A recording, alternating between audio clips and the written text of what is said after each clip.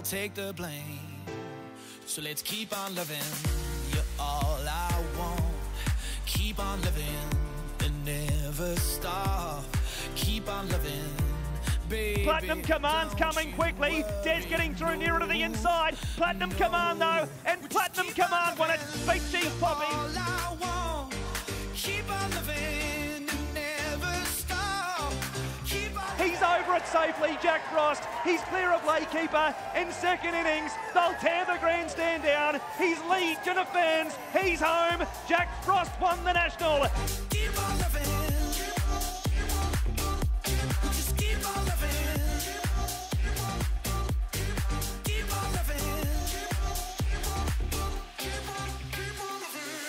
You are shaking and it's all a blur. I know it ain't easy, but we'll find that cure.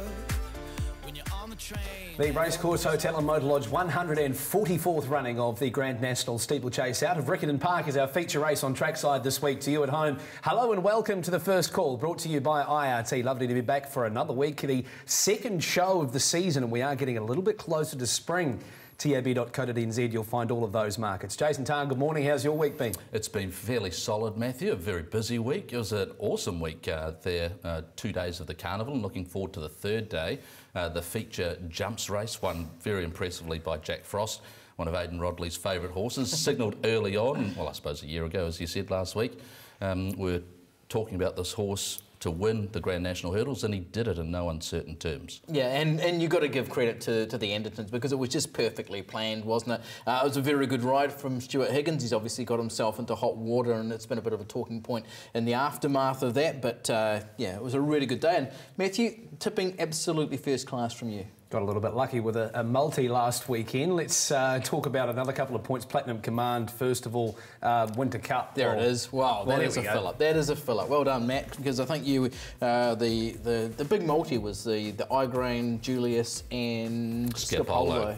Yeah, and of course Scapolo getting home for us, which was nice. Redemption, wasn't it? Because our first call special after the bad luck of last year, we were able to get Scapolo home. It was a super ride, we'll see it again. It was a super ride by Sarah McNabb, and it was nice for her to talk about it afterwards. She acknowledged how disappointed she was from last year, and it couldn't have been a better ride given the tempo of the race. Absolutely. Just had Scapolo perfectly situated. But speaking of rides, Ryan Elliott's ride on Platinum Command of the Winter Cup was so beautifully measured. Obviously the shape of the race really suited her to sit midfield with cover, but he had her travelling so beautifully, and then when he presented her, she unleashed with an outstanding sprint. She really deserved that Platinum Command. 2 previous times having run in the race was quite close up, and she absolutely brained them and will back up again this weekend. All right, I believe she's heading to Ocean Park as well, so that'll be the end of the racing career of Platinum Command. Coming out of Saturday as well, of course, Amanute Ladd will be looking to go back-to-back as a 14-year-old in the Grand National Steeplechase on Saturday too. Let's set the scene at Riccarton Park. On 2 days of racing thus far, we had a slow 9 track on Saturday. Then for the first portion of the card, the first 9 races on Wednesday, we're racing on a slow 9 and then went to a heavy 10 for the last race on the middle day, Jason. But you would have noticed some patterns starting to evolve at Riccarton, some on-speed patterns. You'd also expect that the inside might be more worn than it is, but it's held up reasonably well. I've sort of felt that most of it's been tempo-related, in fairness. We saw a couple of races on the first day where they went hard and they were able to swoop centre track, and on the middle day, when the tempo suited, you know, the rail wasn't a shocking place to be at all. So hopefully we'll get some good information about what presents tomorrow. OK, well, one man who will know a little bit about the track, he is there, is Greg O'Connor, and he joins us live here on the first call this morning. Morning, Greg. How are things there in Canterbury?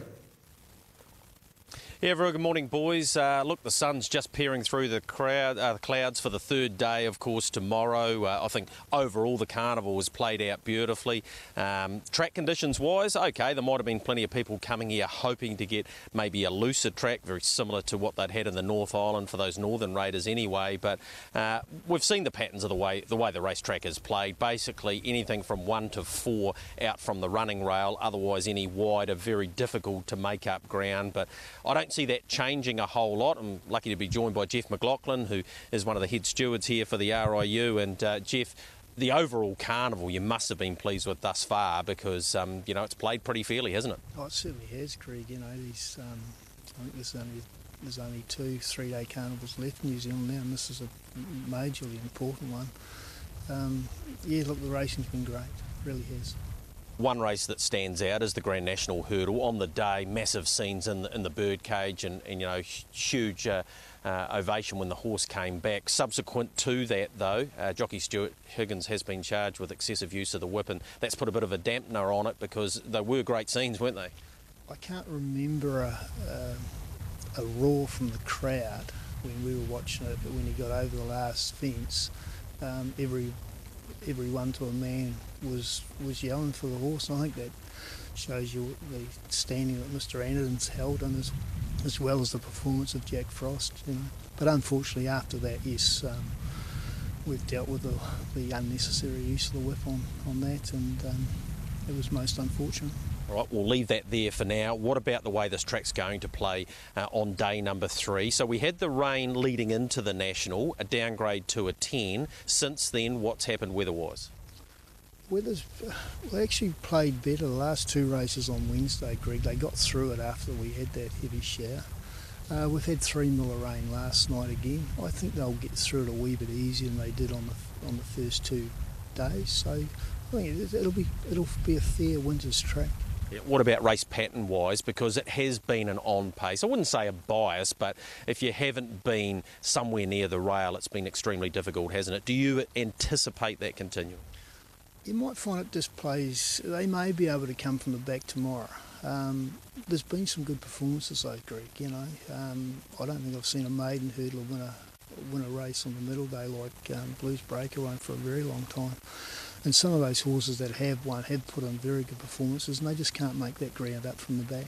Hey, thanks for coming by and taking your time out this morning, and make sure you enjoy tomorrow. I'm sure you will. Look, I will, and happy birthday to you too, Greg. Yeah, thanks very much for that. I wonder where that might come from. I expected that somewhere from maybe you, Mr. Cross, or one of your compadres alongside you. I'm only the boy. I'd never pull something out like that. While we've got you there, Greg O'Connor, and happy birthday to you, my friend. What's your pick in the steeple, and have you got something else you can label for us on the card there on Saturday?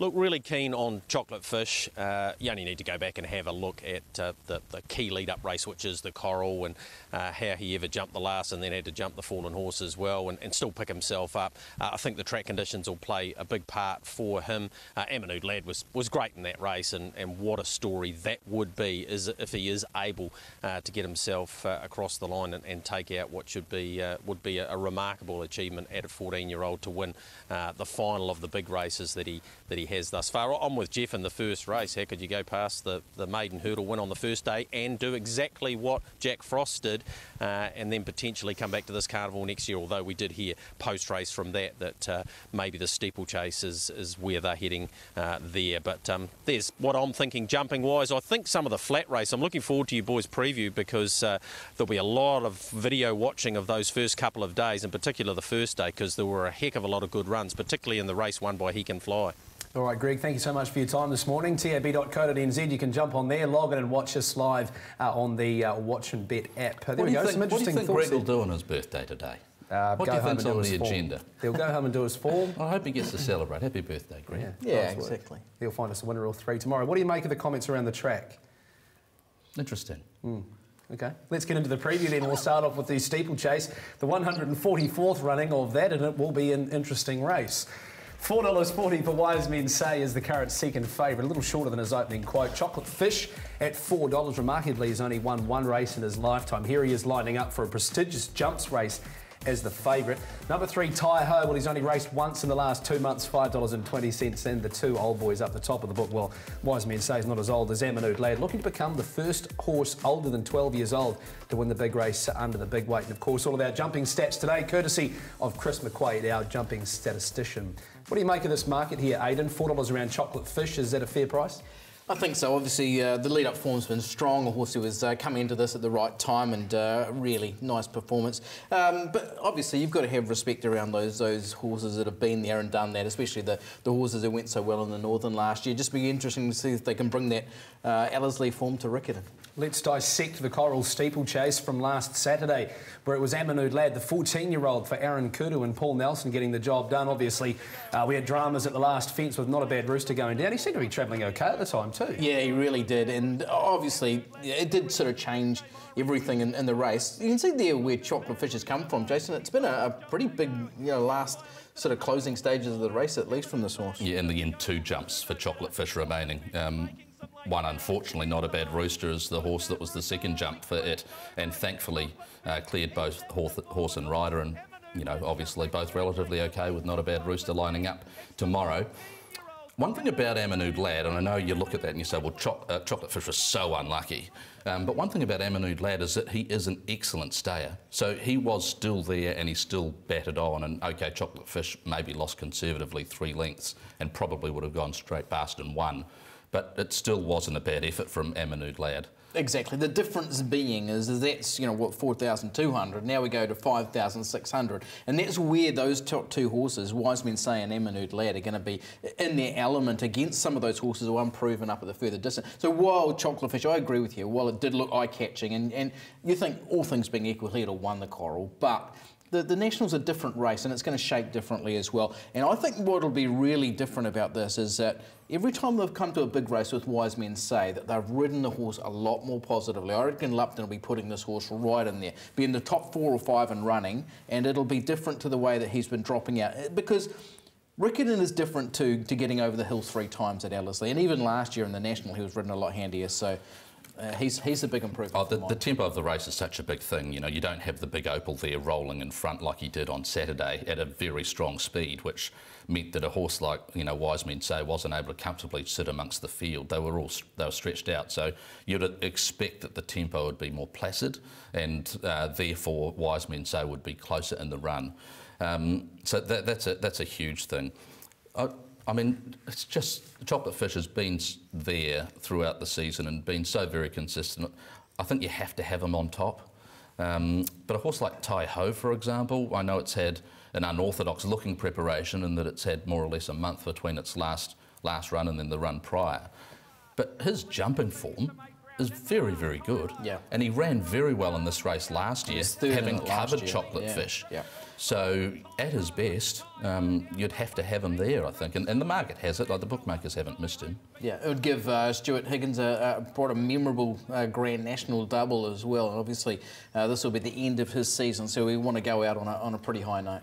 Well, what a celebration I think we'd see if Stuart was to be able to win it on Tai Ho. Yeah, exactly.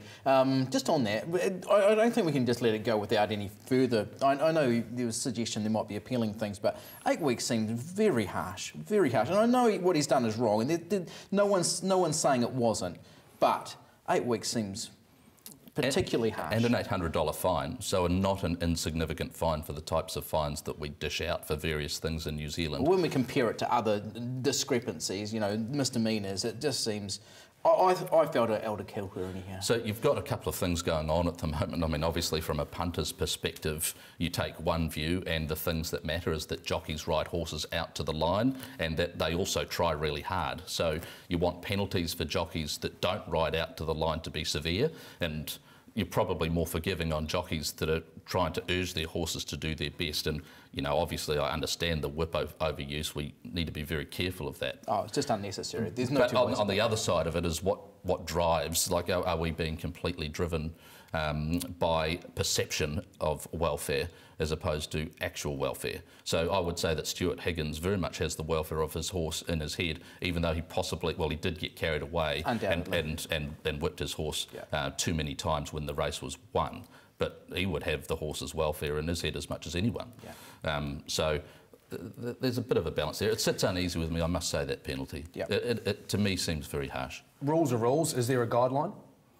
Well, they have their guidelines about number of hits within certain distances. But is there a guideline for this? There is a lot of discretion that the Stipes have in being able to... It's different to excessive use. This is different. It's unnecessary use as opposed to... So I'm not too sure what the guidelines are on that. Obviously, it becomes down to an animal welfare type scenario. So, yeah, that's the interesting thing. But it's 8 weeks and it's the end of his season. Basically, it's the end of his year. Yep. He won't be riding again. You know, this year you wouldn't. Okay, it's going to be interesting to see what does come of it, but 8 weeks is certainly a very long time. And yes, he will ride Tai Ho, who isn't without a chance in the steeple. What about a horse, Aidan, like Shamal? Is Shamal flying under the radar with his record over the steeples? Potentially. It was a good last start win at Trentham. This is a step up. Yep. You know, those top 4 horses in the book are all handy horses. Like Shamal and King's Deep are both handy as well.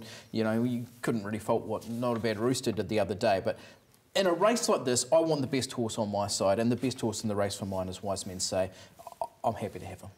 Jason, your bet in the race? I've got 2 bets in the race, Tai Ho and also Chocolate Fish. Now, I am going against the 2 best performed steeplechase horses in the race, or jumpers over steeplechase fences, but I'm happy to take those horses that are getting some weight because I think they can run well enough. Tai Ho, very good record, and Chocolate Fish, everything was there to see last week and also throughout the season. Shane Brown has him flying. Okay, Wise Men saying Amanute Lad looking to become the 7th horse if either one of them is able to do the big 3. Of course, the Wellington into the Great Northern into the Grand National. Looking forward to it, the 144th running, 24 minutes after 2. Stay with us here on The First Call. We'll rejoin you next and continue our preview from Riccarton Park. 1 minute you're here and the next you go. So I expect to want to take it slow. I need a mental reset. You mumble under your breath. I doubt you know. I'm all over Scapolo. I'm happy to back him on a win basis in this race. And if the bookies do happen to go down that line and offer us another special, I'll jump on that as well. You're back on track here, lads, with Scapolo, $2.10. Scapolo is the leader. Salamanca's still half a length behind the old boy. Scapolo's finding here. He's home, Scapolo. If he can get into clear running, then I really do just expect him to win the race. He's welcome back to the racetrack, the big boy.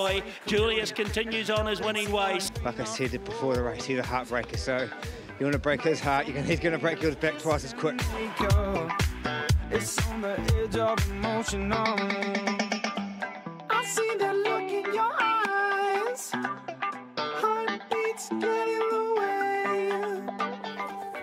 He returned in style, Julius, didn't he? He did, and obviously Scapolo was a great result as well. So some really nice results, and good to keep that run of TFC specials coming along. I think 7 from 8 now, so hopefully the bookies can, Thad's been pretty much sort of given them out, so no reason why he can stop today. And if you were able to tune into the Punters Lounge with our very own Jason Tarn, he got some good information out of Jason Waddell, also giving us a really good push for Julius. And the Punters Lounge, of course, Saturday mornings, you could jump on there and tune into that. Let's go to the flat feature at Riccarton Park on Saturday. It's the Christchurch Casino Winter Classic to be run over 1,800 metres. Nashville drops a bit of weight from last week, 720 and 240. Platinum Command, the winner of the Winter Cup, at $5.80, but we're down to Des under 54.5, $3.130.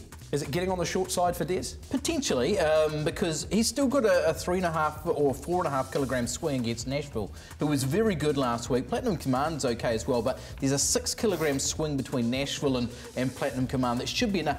Geez, that 720's enticing for me about Nashville. I thought he was over, but it sounds like, and we'll try and find out from Thad later on, but it sounds like the bookies are really wary about Des. Okay, Des was very good on Saturday, and we're going to take a look at the speed map and see where Aidan's got Des landing on or near the speed. Aidan. Exactly, same spot as last week. Lester Press got him into the 1-1. That waits for him again. They went from barrier 18 to the lead with the Gordonian last week, so from barrier 6 should get there easily. King's Powell, if this horse backs up from Wednesday, goes in there. Strolling Vagabond gets the trail. Elfie in a much better position this week as well. Then you've got those go-back horses. I've got Nashville in front of who Des wins. Be interesting to see where he lands up. He might be further back, but the key here for Kate Cowan is just getting him back, settled, then wide. Uninterrupted run home. Jason, you spoke about tempo-related runs earlier on from the first 2 races. How do you see the tempo of this in terms of where Aidan's got them landing? I agree completely with his map. I think there might be an opportunity, though, with Platinum Command to slot in. I think there's enough, there are enough horses that will go forward, and there are enough to go back for there to be a position that could open up for Ryan Elliott. And look, this is a situation where once she was produced off that run, given that speech, she was brilliant. She's Poppy doesn't really stop, was given a good run as well, but he tracked it all the way and just that superior turn of foot and the conditions got the job done.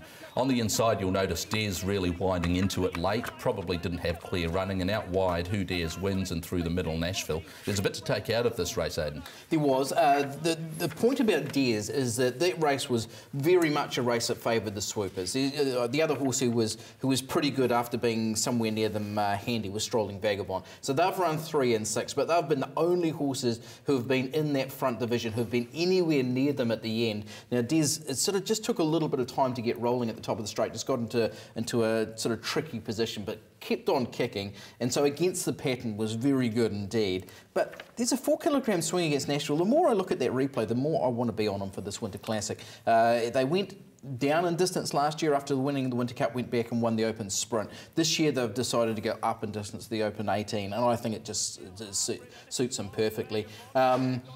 We look at Des on the inside. That's the horse coming in 3 off the fence now. Just comes on the outside of Strolling Vagabond and does a good run.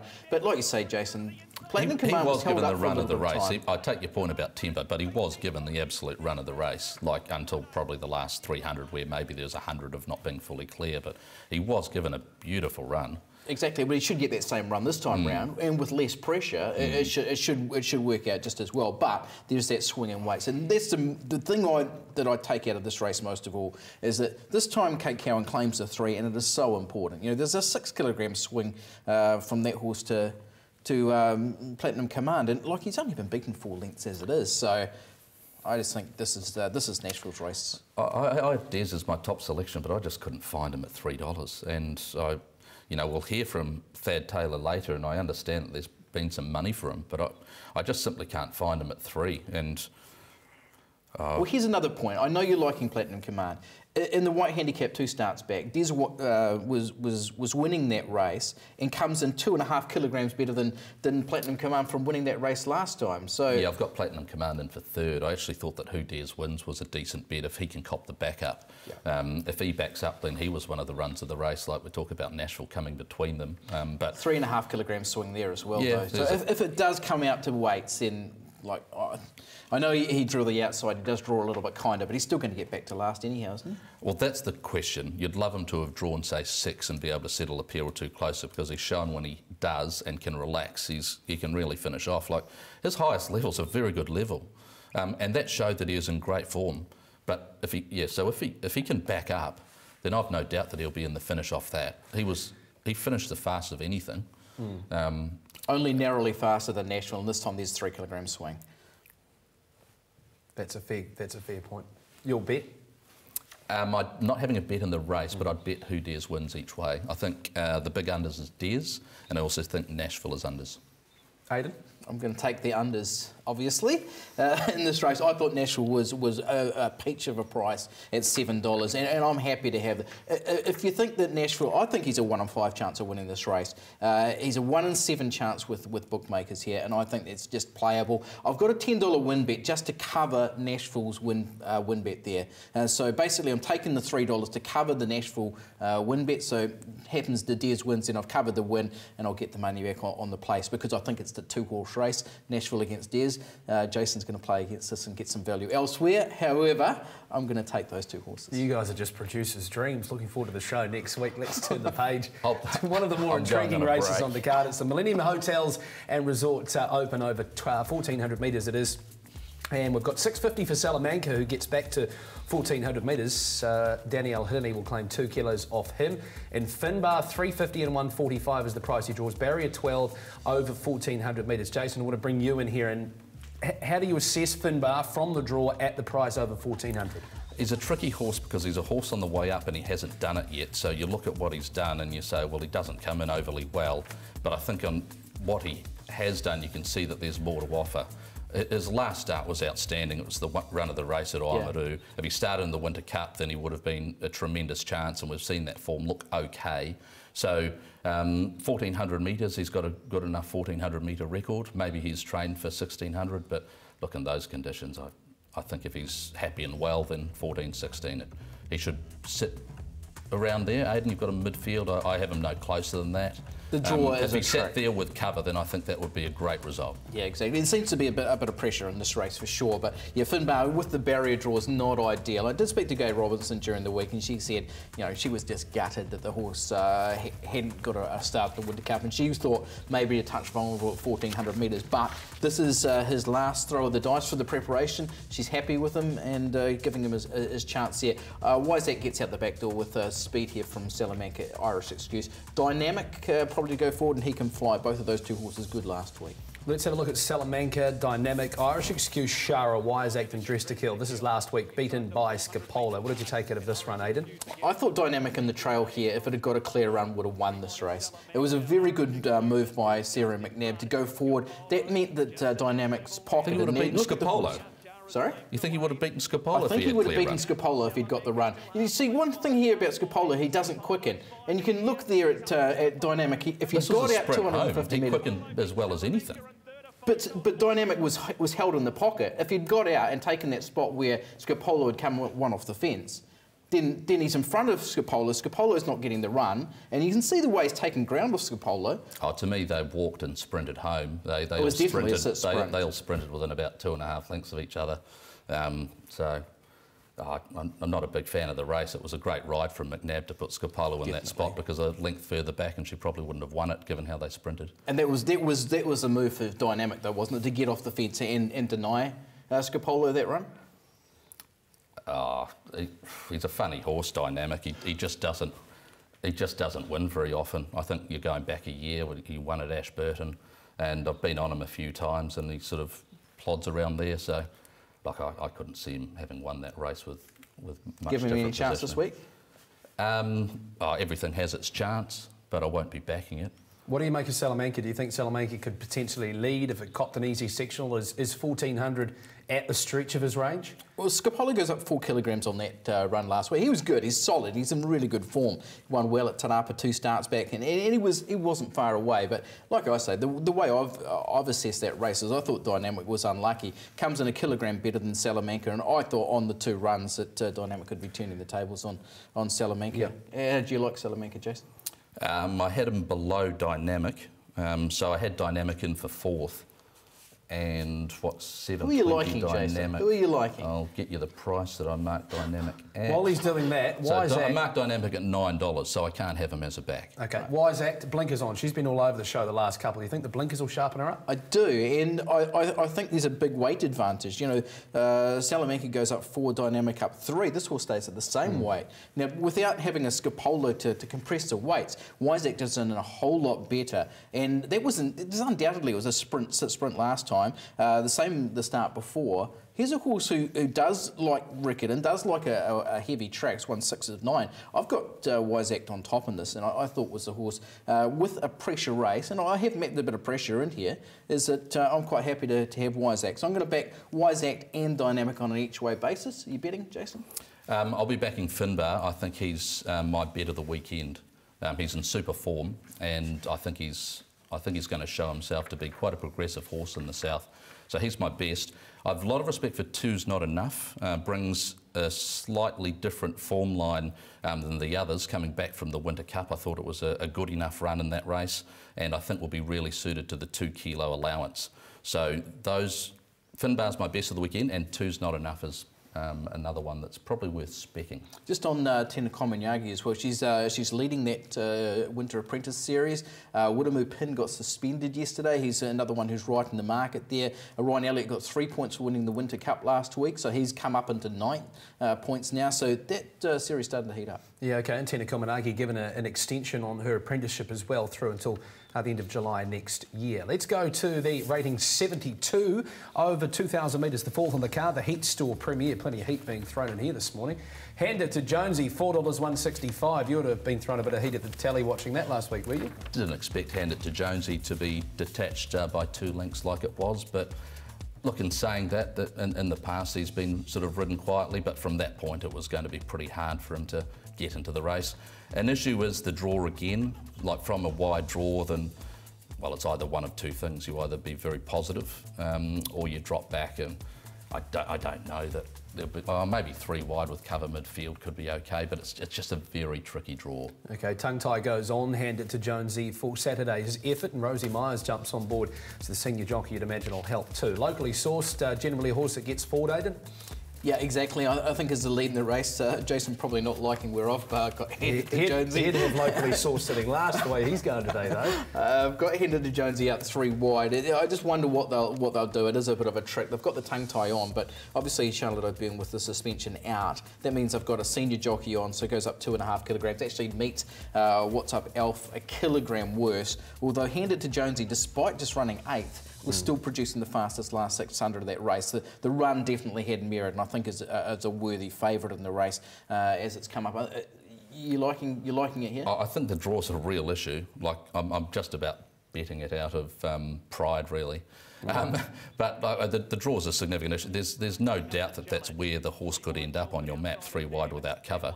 At this point, you know, we missed the first half of the race where the horse was taken back, and I can understand why.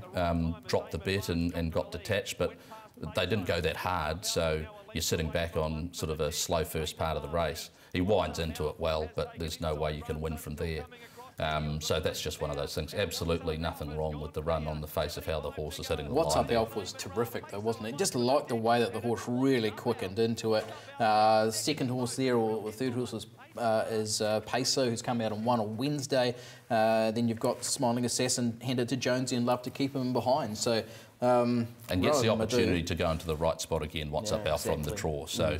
Like, you can't knock what he's done. He was pretty dominant in how that race shaped up. Yeah, my apologies too. Bridget Grill's, not Rosie Myers, on hand it to Jonesy. OK, summing it up, Jason? I'm happy to have a small bet on hand it to Jonesy to win.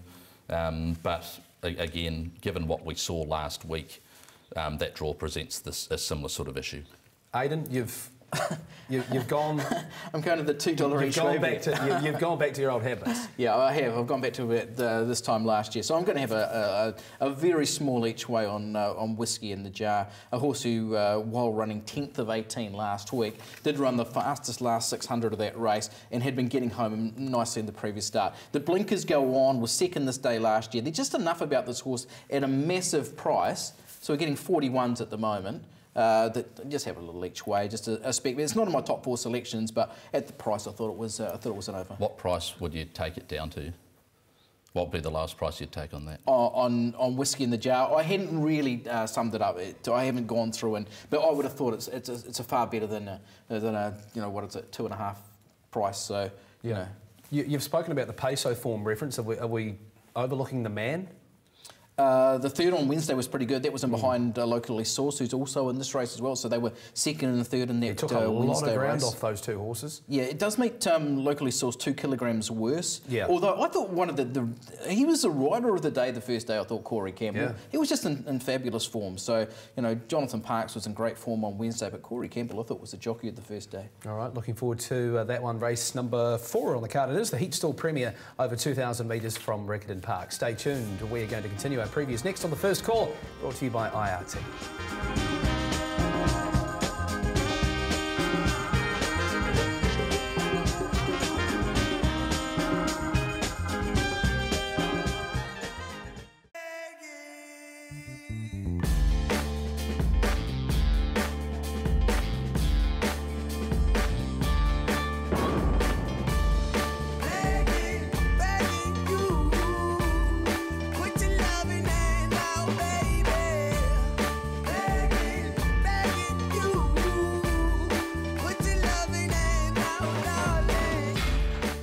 On our social media platforms after the show, we will be having a look at the Stayer of the Year category for the New Zealand Thoroughbred Racing Awards to be held at the end of August at Ellerslie Racecourse. We've taken a look at a couple of categories already, and this time we're going with the likes of Ladies First, 5 to Midnight and Charles Road. As you've seen, you can find that on our social media platforms after the show.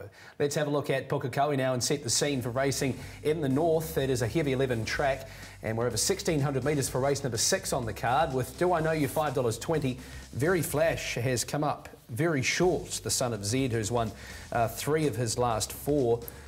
Is it me, Aidan, or are the Zeds just growing a leg this season? They seem to be coming from everywhere. Yeah, they have up and down seasons, but obviously this is one of his strongest crops, so I think anyhow. But there's obviously, they are potent on heavy tracks. So Very Flash is an interesting price there at $240, a horse who really is emerging, but yet to really stamp himself at this level. So this is a test.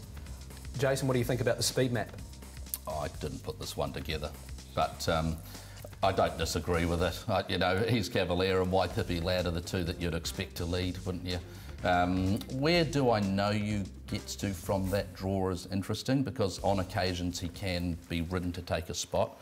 But yeah, so between him and Very Flash, I'm not quite sure where either will go, but it's going to be very testing there at Pukekohe tomorrow, so that's going to be huge. He's Cavalier's the horse we're highlighting, taking you back to its third placing last start. Lines up out of barrier number 4.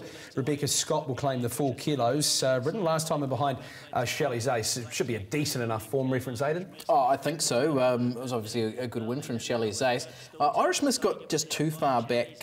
Just you know, it's a race where those on speed were handy, but look at the way it closes off. I thought it was a nice enough run. He's Cavaliers, the form's been consistent all season. They're using Rebecca Scott and claiming down, so it does come in a fraction better, I think 3 kilograms better at the weights, but I'm just liking the way that Irish Mist comes into this. Here's a horse who each time it's been to the races has been really solid. I'm just waiting for the step-up performance from this horse, and I thought there was a chance it could be in this one, because the Tanapa race 2 starts back went 7th and 9.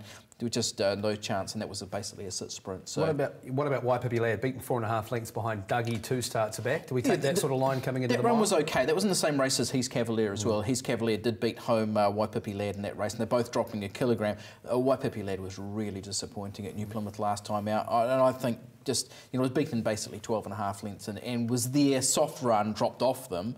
I can't find Waipipi Lad in this. Would have to improve out of sight. They are sort of throwing rolling the dice with the 4 kilogram claim wrong. The one thing you'd say, or a couple of things you'd say about Waipipi Lad, is that on that New Plymouth day, anything on the rail had an advantage, and whilst he was sort of there were also a massive spread of margins throughout all the races.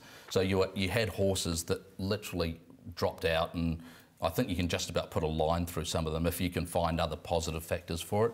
He was soft on the rail, though. Yeah, sure, but you know, there were others. There were 130 lengths from first to last. Effective dropped out and nailed it, was another like 20 lengths behind. Admiral was 8 lengths behind, like 5 lengths between second and third. So that whole day there was a massive spread of margins. But on him, this time last year in August, his form was very so-so, and he went bang bang. So there were hints 2 starts ago and 3 starts ago at Tauranga that maybe he was getting back to it. He's a really hard horse, Waipipi Lad, because I've fallen into him a couple of times and been burnt very badly. 2nd or 3rd degree, actually. So, you know, he's a very hard horse. But I look at Do I Know You, and I think, well, you bring form around some premier quality winter horses, and I look at Very Flash, and there's not much between them weight-wise with Taiki Yanagita's claim. And so I think, well, one's actually been competing in open handicaps and won 3 starts ago, not far behind our Luchador and others. So I want to be on him at $5.20 rather than $2.40. Well, you look at their winter, that white cup. Look, he's finished 5th in that. While he was there to win it, Platinum Command has run 4th. Well, Des handed to Jonesy, exactly. Platinum Command, Rosewood. And then this time last year, he was running 2nd in a Winter Cup, 3rd in a Winter Classic, or the other way around. So I couldn't agree with you more. It is solid form. Back to 82 class, he's not going to know himself. As I say, Taiki Yanagita, he's got a cracking book. He's only got 4 rides. I think they're all winning chances in the race. I just thought Irish Miss was maybe the horse who just came into it best at just the way the race shaped. So, but I do respect Do I Know You for sure. And Very Flash, while the form is good and is coming up, maybe he has been found in this market. I agree. I just, it's a price thing for me. It's not a knock on the horse's ability. Like, essentially, I priced him and Do I Know You the same at $4. So I can't be backing Very Flash, and I have to be backing Do I Know You. 20 to win for Jason on Do I Know You there in the 6th, Aidan? Yeah, I just got a small spec bet on Irish Mist here. Well, race number 3 will be a good race. This is the running of the rating 72 over 1,200 metres, midnight run of 480 and 185 for Aiden's man, Taiki Yanagida. $4 for Call Me Bob. Widemu Pin claims 3 kilos. $6.50 Santa Monica and Blue 22, $7.20. Travelling over 1,200 metres on the heavy track here. Aiden, how did you map them? I thought there was just a matter-of-fact type map. You've got Selwood and Bewitched, who are the 2 speed runners in the race. I'd expect Midnight Runner to get up there as well. And Santa Monica, this horse just hasn't really performed on the heavy tracks, and by all accounts, Pukekohe is going to be very testing this weekend. So that's the concern there with Santa Monica, who otherwise has been in terrific form. I think it's a massive concern for Santa Monica, the track. Because we saw it at Rotorua coming off some good form. He seemed to not get through it as well as you'd like. But the flip side, yeah, she rather is in decent enough form. So yeah, maybe that form and fitness might carry her a little way. There's a bit of support around Call Me Bob, who's obviously won the last couple as well and gets home track advantage with Nigel Tiley. Widemu Pin takes 3 off. So he's a horse who... Yeah, just the way the map is, I'm just not too sure. We'll have a look at Call Me Bob in just a moment. The first horse we're highlighting, though, is Midnight Runner. And we're going to take you back to Pukekohe on this track. Over 1,200, it was a heavy 11 this day. Here's Midnight Runner on the speed. Was just cruising here, Jason. Do you feel as though that the rail's not going to be there for it, though, based on the map? In terms of being able to sit on the rail? Yeah, in terms of finding the rail. Obviously, it was good this day when it was able to find its way to the top and dictate. Is there an opportunity on Saturday for it to do the same? Possibly. As Aiden said, there are a couple of other horses that'll go forward. I don't think there's a problem if it sort of sits following them in the trail, but where they'll come on the track, I think so. You know, that's a crapshoot. It really is not easy to know, because it will be heavy from all reports, and it's out 7 metres. Even race 3, they could be coming wide. It could be outside fence sort of stuff, you know, but it's not straightforward. I did have 6 Midnight Runner on top for what it's worth, Matthew. Yeah, so did I. Just one horse I wouldn't discount totally is Mersella. This horse is 2-0 against Call Me Bob head-to-head, and while last time out did fail, the previous form was very good and raced well last preparation. So at $10, I thought could have been a race. It's not a race I want to be playing into. Okay, so no bets for you, Jason. Any bets for you at all? No bets. Okay, speaking of bets, let's go to our best bets and recap them from last week. Of course, Scapolo was a decent result. Did you have Scapolo best bet? Yeah, I had it as the best, so they were to get home, and obviously we got the first call special up. So hopefully the boys will be just planting us with something good as well. Oh, I got in front of you, Jason. That's nice. By a long way too. No, not really. I think it's just a leapfrog case there, but obviously we were able to pluck one. Am I colourblind? Sure. It should be green with a plus next to it. That's all right. Nashville this week, and you're back in the green. Here's hoping. I hope Nashville wins that. Like sentimentally, I hope Nashville wins and breaks. So does Jason. So does Jason. He's Jason wants to win. Who's your best bet this week, Jason? I've no knock on Nashville at all as a horse. He's a super horse. You've been knocking a lot this morning, apart from Nashville. Knocking on price. What's your best bet this week? That's what I'm paid. What have you found at value, That's what I'm paid a lot of money to do. My best bet is Finbar. Okay, thank you. Nice. Aiden, your best bet? Mine is bring up my graphics so I can be reminded again. I think it's Nashville. Yeah. There we go, Nashville. I'm going to go Nashville as well. What an absolute mess. We're going to take a break here on the first call. We're going to head to Australia next with our form expert, Dan O'Sullivan. Yes, he knows what he's talking about. Join him very shortly. At least someone does.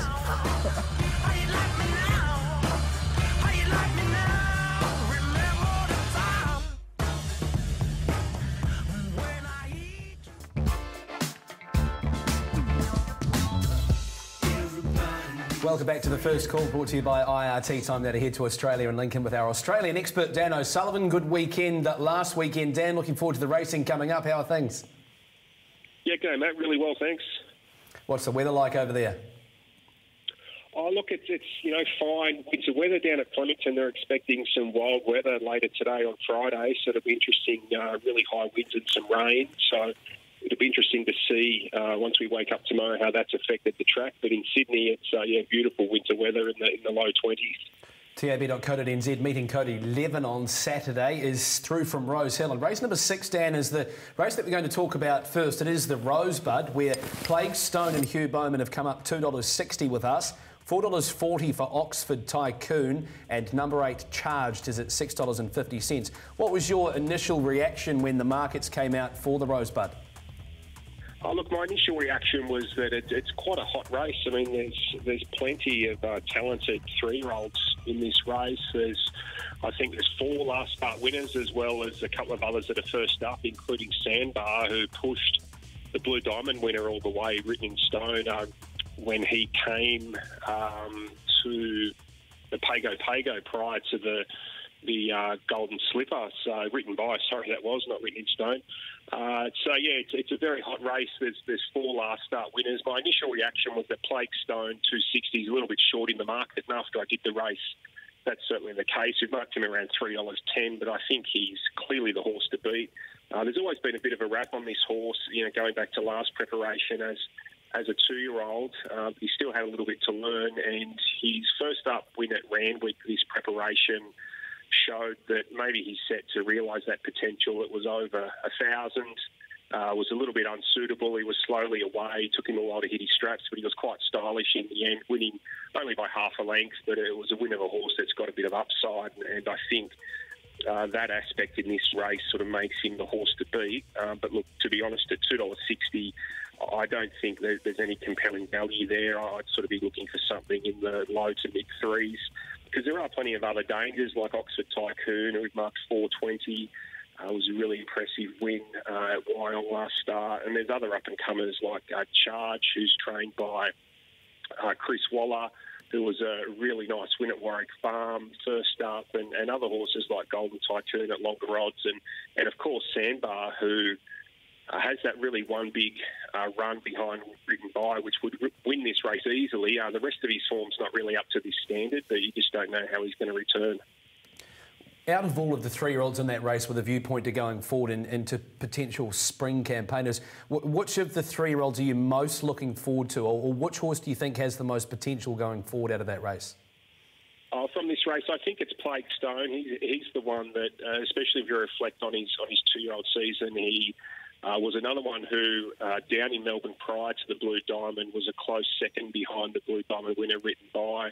He then started single-figure odds in the Group 1 Blue Diamond and happened to fail on that day, but you can't necessarily hold that against him. So the combination of that sort of 2-year-old form and the fact that he looks to have returned with a bit of style looks to present him as the one going forward that's most likely at this stage. But look, a horse like Charge for Chris Waller was really impressive first up, and these young horses can take big steps forward within the space of a run or two. So it's very much a week-to-week proposition that we monitor and assess closely, especially with a view to races in the future.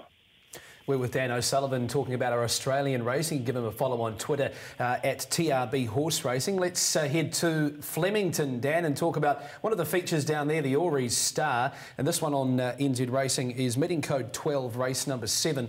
Tell me about this horse up the top of the book, Dan, Home of the Brave. It's $3.50 and $1.40 for us. What have you seen publicly from him as he comes in at $1,200? Yeah, he's a really interesting horse, a Godolphin import, now trained by James Cummings here in Australia. He's got some great overseas form, and he's a little bit different to most of the imports Godolphin bring out here, which are middle distance to staying types. He's very much a sort of sprinting miler type. He's got some good 1,400 metre overseas ratings, and look, he's looked really impressive in his trials here. He's looked very sharp over the shorter distances. He's run strongly through the line and after the line. He looks very, very fresh, and this looks a really nice race for him here. I've got him on top as the horse to beat, and providing he's not legless in the market and he sort of perhaps just gets out a little bit more from that 350, he's potentially a betting prospect in this race, because he, as I said, on his overseas ratings, he looks to have a little edge in this field, and he couldn't have been more impressive in the lead-up. But look, there are a couple of other horses like Voodoo Lad, Brave Song, who present, good, genuine opposition with sort of solid figures, and Home of the Brave certainly going to have to be, on his game to sort of beat them. But look, just that impressive lead-up work he's done in his trials, and the fact that, James Cummings is building a good record with these horses that they're bringing out here. So he's one of the more interesting horses to look at on the weekend, and I'm really keen to see not only whether he can get a result on Saturday, but how he sets himself up for bigger races going forward into the spring. Dan, what have you made as your best bets of the weekend for our New Zealand viewers? Look, it's a pretty tough day, to be honest, but at Flemington, I'm going to go to race 4, number 3, Harmattan, who is now a 4-year-old mare.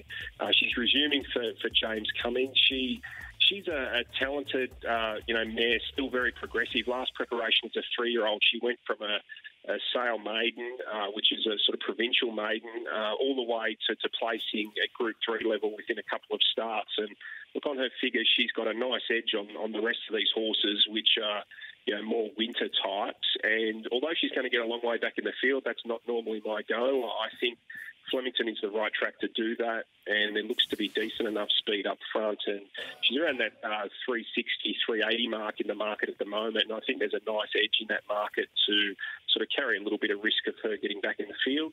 And Rose Hill will be starting early in race 1, number 7, Jet Girl. This is the TAB Highway Handicap, which is a country series of races, an opportunity for country horses to come to town and earn Metropolitan prize money. And Jet Girl comes to this race with a big win at Bathurst last start. One of the better sets of figures on the clock we've seen over 1,100 at Bathurst in sort of history, and I think that's good form to come to a race like this against other country horses from Barrier 1. I think Blake Shin just looks to boot through and control the race in front on a track which should be advantageous to horses that are close up near the lead. And around 3:30, I wouldn't say she's a certainty, but look, I think she's a really good betting prospect on a tough meeting. Here he is, Dan O'Sullivan, with his best bets of the weekend, and we'll rejoin Dan in 7 days' time as we head over to the Monitor and link in with you, Thad Taylor. How are things in Petone? Not too bad, Matthew. Good morning to you. Yes, it's been a sort of a game of two halves at Riccarton the first couple of days. We were well on top, and your Scopolo was probably a sort of the only sort of torch that the punters could get hold of last Saturday, but certainly fought back on that middle day, particularly with King Cougar, and also the winner of the National there, Jack Frost, was also heavily backed in a losing result. So it's 1-1 on the first 2 days. Punters pretty happy from last week as well with the Julius result? Yeah, exactly. Look, I think we put up $2, Julius. It might have been $1.90, I think close to $1.60. We knew it was coming. All indications were that it would start somewhere down around there, and he did what he had to do, and he's going to be very interesting. Hope he can make that Tarzino field, because if he does, he's going to be a live chance. Tell me about the Winter Classic, Thad. Obviously, we've got Des in there, we've got Nashville. He's lining up once again on a track that he loves. Is there any smart money for any horses in there you can give us a lead into? Yeah, you've probably nailed them. Well, particularly Des has attracted a lot of early attention around that $3 mark. Still holding up at $3 currently, Matt, but that's probably the way they are going. Look, Nashville, you've probably touched on the weight swings now. Kate Cowan able to claim 3 kgs, and yeah, they really they're into that. But yeah, probably most of the early action has been around Des at that $3. They want to be on. Wise men say Hammernood Lad, both of them going for the big 3, obviously, Thad. Is there any sort of lead you can give us in the steeples? They want to be on Chocolate Fish, Matt. Look, we saw what happened on that first day. Desperately unlucky to run second behind Hammernood Lad, having to leap that horse. An amazing bit of action in that final jump. And Chocolate Fish at $4, our favourite, has been clearly the best back. Wise men say certainly not friendless, as you'd imagine, with that extra distance. And the interesting run is Tai Ho, Matt, who brings some really good form to the meeting, a new runner to the meeting. And yeah, it's going to add some spice. It's around that $5 mark and has attracted a bit of attention. Obviously his biggest test to date. But they think Tai Ho can measure up. And just before we get into the special, obviously Finbar lines up at around a $3, $3.50 quote. In that race, it's quite intriguing as to, with the map and where Finbar's going to land. Is there any money lead? Yeah, well, it is with Finbar. I know he's drawn a little bit awkward, Matt, but yeah, they want to be the 350, and there's not a lot of money around him at this stage, which leads me to suggest that his prices are just about right.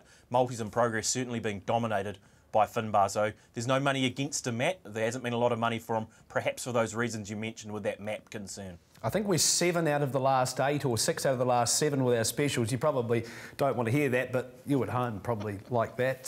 Can we make it 8 out of 9 or 7 out of 8, whatever we're looking for? Oh, I think you can. I mean, certainly you've got a fair bit of insurance here around Nashville with that 3 kg claim. It was a good run in the Winter Cup at running on, and obviously gets down to a luxurious weight for him, 57 kilograms. So $5.50 for Nashville on option 1, selection 1, Matt. And if he runs second or third, we'll give you your money back. We know how much he loves Riccarton. He looks to be in good form, and at that weight, he's going to be running on hard at the end. So if he doesn't manage to nut them on the line there to win, run second or third, we'll give you your money back in option 1, selection 1 till 5 o'clock tonight. $5.50 will do me, Thad. You're a very generous gentleman. Thank you so much. Thank you. Cheers, guys. 550, take it and run, should we? Yeah, I think so. Just because of that insurance factor as well, and those who might think that there might be a risk on the 7, money back. You'd think he'd run in 3. Do you think there's a risk on Des?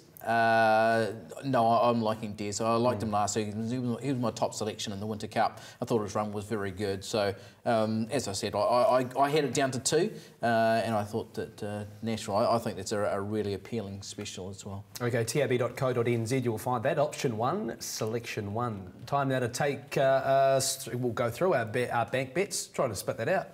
Bank bets. Jason Tarn, your turn is what I was looking to say. Quite a variance of what's been spat out this morning, Matthew. Race number 2, Pukekohe. Race number 4, Ted Talks, or Ted Should Stop Talking, if that was me. Race number 6, Do I Know You?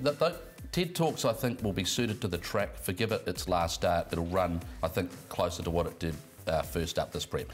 Do I Know You, I think's value. Race number 3 at Riccarton, if Kensington starts in that race, I think it's a good each-way bet. Race 4, Hand It to Jonesy. In the Grand National Steeples, Taiho and Chocolate Fish, and interesting to note that money for Chocolate Fish, obviously very strong. Best of the weekend, Finbar Middlegird, I'll go one more time with it. At Ruakaka on Sunday, I thought Indigenous Union shaped as one of the better bets on the program there, and a little multi with Call Me Murphy in race 5 and Tavlin in race number 7, 250 the spend. Your turn, Aidan. Yep, I've got plenty this week, so you're going to have to probably get these off the website. A little each way at Pukekohe on both Wooden Edge in race 2 and Irish Mist in race 6. At Riccarton, Bully Boy, liking that. Good form from New Plymouth last time out. We've got Kensington. I've got that in both races just in case it starts in the 5th rather than the 3rd, but both of them at $6. I think it looks a really nice price. Little each way there on Whiskey in the Jar. Dynamic and Wise Act in the sprint. Middlegurt like Jason in the 8th there, 10/20 there. We're liking Des and Nashville in the Winter Cup, Winter Classic, should I say, and Ave Maria, who was a certainty beaten, I could say, in that amateur riders on Wednesday, going again there as I did last week as well. Call Me Murphy, like Jason, like this horse, was very good last time out, ran a quicker last section of the Von Trapp, and Tavlin also a win bet there. I'm going to have 36s to round it out to around 300 on the TFC special with the money back on Nashville. Oh, for all of the OCD punters out there, you'll be happy that Aidan's done that to get to 300. Quinella in race number 1 at Riccarton for me, 5 with 1. I like round numbers. 5 with 1, that doesn't sound right. That should be 5 with runner number 12, that'll be. The Huntsman, we've got Bluesbreaker and the Huntsman there, race 1. Oropuhi Lad in race number 3, he was in the 1-1 and somehow managed to be 4 and 5 wide, turning for home last start. I don't think it was any fault of Jacob Lowry. It was just the way that the race unfolded underneath of him. 30 to win, he was big last start. He's a horse that generally takes money. Box trifecta, race number 4, 1, 2, 3 and 4. Rock Island Line, same boat as Oropuhi Lad from the other day, was very good. I like it in Middlegird. And $100 on the first call special, Nashville at $5.50. Nice. And grab me a bit of a late quaddie too. It's real hammer down stuff after you fill up last week, isn't it? Yeah, hammer down, just go hard. Yeah, I'll rate that. I do like Rock Island Line as well. Covered a lot of ground in that race last week and was still giving. So there was a race dominated by those on speed and closer to the rail. It was a very good run. I think Mr. Conductor is a speed map special to place in race number 5, and the man was very good on Wednesday, so we'll take a multi with them and keep me interested at Ruakaka on Sunday with Indigenous Union and Tavlin, $408 to spend there. And Stu Lang. Stu Lang, what's he got for us? 1, 2, 4 and 7. He's taking a $1 boxed, $1 trifecta, bank of the 8 with 1, 2, 4 and 7 in race 1. Race number 3, a $1 box trifecta, 1, 2, 3, 4, 6 and 7. Race number 4, there's a bit happening there. Race number 5, box Quinella. Quinella in race number 7 and another Quinella in race number 9 there from Riccarton Park. He's gone 1, 8 and 10 in the fixture. $290 to spend there for Stu Lang. You can find it all on tab.co.nz and link into the Punters Lounge as well on Saturday with a 10:30 a.m. start. And Aidan Rodley, you'll be jumping on board for your first crack at the Punters Lounge. And it was something that worked well last week. Yeah, I thought Jason got a lot out of guests and obviously interesting responses, I guess is the best way to say it. So, interesting, the word of the day. Sure it is. Yes, interesting. Looking I'm forward pleased to said 10:30 because I was going to show it at 11, so that's good. Enjoy your holiday, Jason. You deserve it. Thank you. Nice. We'll see you in a couple of weeks. That's been the first call brought to you by IRT. We've got a special guest along next week. Yes, someone subbing in for Jason Tarn. I think you'll like him. 11 o'clock next Friday. See you there.